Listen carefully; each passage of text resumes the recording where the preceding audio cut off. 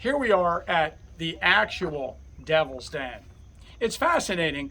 When I wrote a book about Devil's Den with my esteemed co-author, Gary Edelman, we wanted to answer several questions. I wanted to research as much as I could, find out when it was first called Devil's Den, find out why it was called Devil's Den, and maybe find out exactly what Devil's Den was. And I'm here to tell you that after the book came out, I found even more information, and it just clouds the story. So I don't have a real answer to any of those questions, and each one of those questions is like an essay.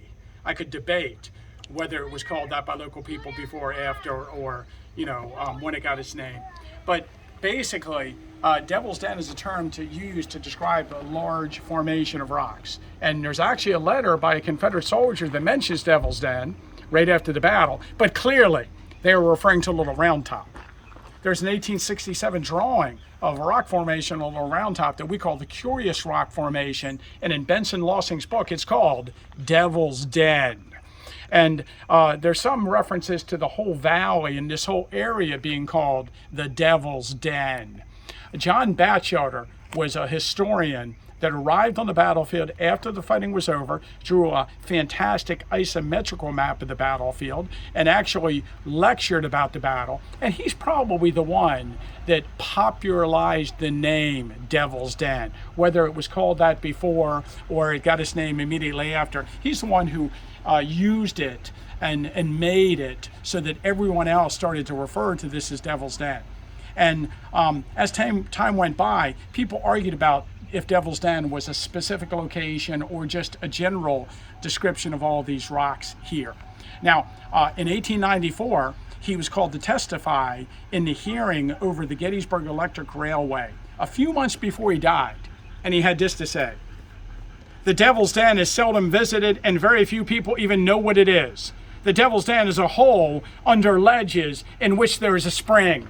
The front of it is masked by a big boulder, so that you cannot see it until you get to within 10 feet of it. You see those rocks about there, and people go home and say they have seen the Devil's Den, but they have not been within 100 yards of it. The Devil's Den is seldom visited by anyone. The Devil's Den is not a new name. It was a name given to that locality before the battle. It is a gorge, or rather it is a hole in the ground, and is very difficult to get into. There's a spring at its mouth. But those big rocks that stand up there are not the Devil's Den. The whole gorge is the region of Devil's Den, and the ridge in front of it or west of it, or rather the ridge which commences at Devil's Den extends northward. I have called this the Rocky Ridge because it's so characterized in quite a number of Confederate official reports." And he goes on and on. But the point is that he wanted everyone to know that when he was referring to Devil's Den, he was not referring to the rocks as Devil's Den, but he was referring to this spring under the rocks.